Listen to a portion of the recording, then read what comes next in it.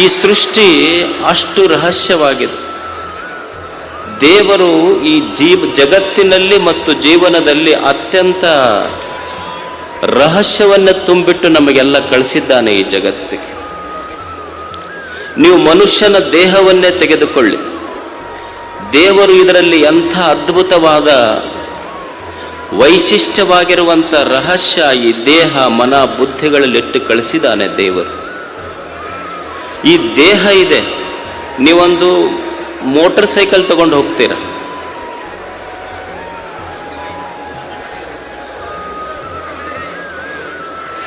ನೀವೊಂದು ಸೈಕಲ್ ತಗೊಂಡು ಬರ್ತೀರಿ, ಮೋಟರ್ ಸೈಕಲ್ ತಗೊಂಡು ಹೋಗ್ತೀರಿ.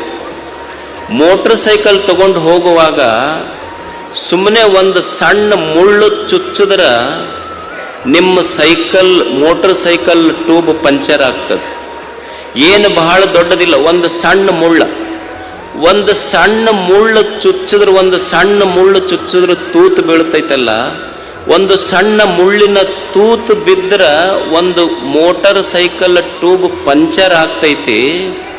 ಇದು ದೇಹ ಅನ್ನುವಂಥ ಒಂದು ತೊಗಲಿನ ಟ್ಯೂಬ್ ಇಟ್ಟು ಇದ್ರಾಗ 9 ರಂಧ್ರಗಳಿಟ್ಟು ಸಹಿತ ಇದನ್ನು ಪಂಚರ್ ಆಗಲಾರ್ದಂಗೆ ಇಟ್ಟಾನಲ್ಲ ದೇವರು. ಅವನ ವೈಶಿಷ್ಟ್ಯ ಎಂಥದ್ದು! ಈ ಸೃಷ್ಟಿ, ಈ ಜೀವನ, ಈ ದೇಹ, ಈ ಜಗತ್ತಿನ ಆಶ್ಚರ್ಯವೇ ಅಷ್ಟು. ಅಂದ್ರೆ ಈ ಜೀವನ ಮತ್ತು ಜಗತ್ತಿನ ಆಳವನ್ನು ಅಳಿಲಿಕ್ಕಾಗಿಲ್ಲ. ಜಗತ್ತು ಗೊತ್ತಾಗಿಲ್ಲ, ಜೀವನವೂ ಗೊತ್ತಾಗಿಲ್ಲ. ಈ ದೇಹದ ಆಳದಲ್ಲಿರುವ ಮನ ಬುದ್ಧಿ ಎಷ್ಟು ವೈಶಾಲ್ಯವಾಗಿರುವಂಥದ್ದು. ಇದನ್ನ ಅರಿಬೇಕಲ್ಲ ಮನುಷ್ಯ. ಅರಿಲಿಕ್ಕೆ ಇದೊಂದು ಆಯುಷ್ಯ ಬಹಳ ಚಿಕ್ಕದು. ಎಲ್ಲವನ್ನು ಅರಿತೇ ತಿಳಿದೇ ಬದುಕ್ತೀವಂತ ನಮಗೆ ಈ ಜಗತ್ತಿನಲ್ಲಿ ಇಲ್ಲ.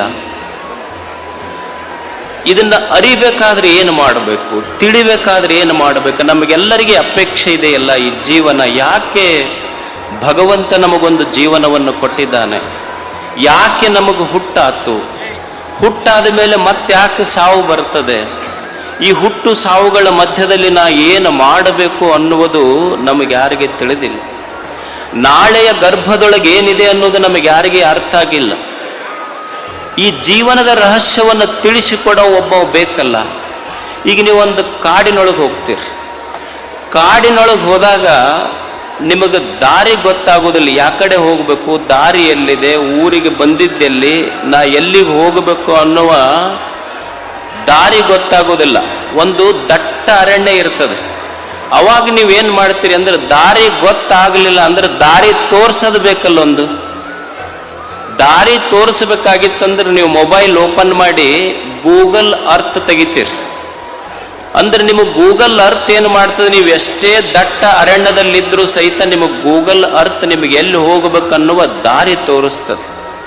ಹಾಗೆ ಈ ವಿಶ್ವ ಇದೊಂದು ದಾರಿ ಕಾಣದ ಭವಾರಣ್ಯ, ಇದೊಂದು ದಟ್ಟ ಅರಣ್ಯ. ಇದು ಈ ದಟ್ಟ ಅರಣ್ಯದಲ್ಲಿ ಬದುಕಿನ ದಾರಿಯೇ ತೋಚದೆ ಇರುವಾಗ ಸಮಾಜಕ್ಕೊಂದು ದಾರಿ ದೀಪವಾಗಿ ನಿಂತ ಗೂಗಲ್ ಅರ್ತ್ ಅಂದ್ರೆ ಗುರುಗಳವರೆಲ್ಲ. ಅವರು ಗುರುಗಳವರು.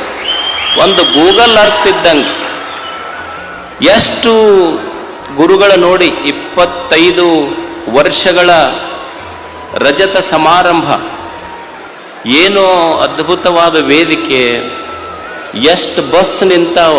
ಅವ್ರ ಬಸ್ ನೋಡೇ ಗಾಬರಿ. ಅದೆಲ್ಲ ಕರ್ನಾಟಕದ ಬಸ್ ಚಿತ್ರದುರ್ಗಕ್ಕೆ ಬಂದಂಗಾಗೈತಿ ಇವತ್ತು.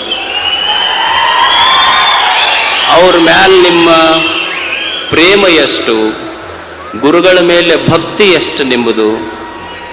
ಮತ್ತು ಇಂಥ ಶಿಷ್ಯರು ಸಿಗುವುದು ಕಷ್ಟ. ಗುರುಗಳಿಗೆ ಸಿಗುತ್ತಾರಿಲ್ಲಂತಲ್ಲ. ಅವ್ರು ಬಂದು ನಮಸ್ಕಾರ ಮಾಡಿದಾಗ ನಾವು ಅವ್ರಿಗೆ ಕಲಸಕ್ರಿ ಕೊಟ್ಟಿವಿ ಅಂದ್ರೆ, ನಾವು ಕೊಟ್ಟ ಕಲಸಕ್ರಿನ ಎಣಿಸಿ ಓಸಿ ನಂಬರ್ ಹಚ್ಚಿ ಹೋಗುವ ಶಿಷ್ಯರು ಇರ್ತಾರೆ, ಇಲ್ಲ ಅಂತಲ್ಲ ನಾನು ಹೇಳೋದು. ಆದ್ರೆ ಗುರುಗಳ ಮೇಲೆ ನಿಮ್ದೆಷ್ಟು ಶ್ರದ್ಧೆ. ಅವರ 25 ವರ್ಷಗಳ ರಜತ ಮಹೋತ್ಸವದ ಒಂದು ಸಮಾರಂಭವನ್ನು ತಾವು ಆಚರಣೆ ಮಾಡ್ತಾ ಇದ್ರು. ಮತ್ತು ಗುರುಗಳು ಸಹಿತ ಅಷ್ಟೇ ಇಡೀ ಕನ್ನಡ ನಾಡಿನ ತುಂಬ ಅಡ್ಡಾಡಿ ಸಮಾಜವನ್ನು ಮೇಲೆತ್ತಬೇಕು, ಸಮಾಜದ ಮಕ್ಕಳನ್ನು ಓದಿಸಬೇಕು ಅನ್ನುವಂಥ ಅಚಲ ನಿಷ್ಠೆ ಗುರುಗಳಲ್ಲಿ.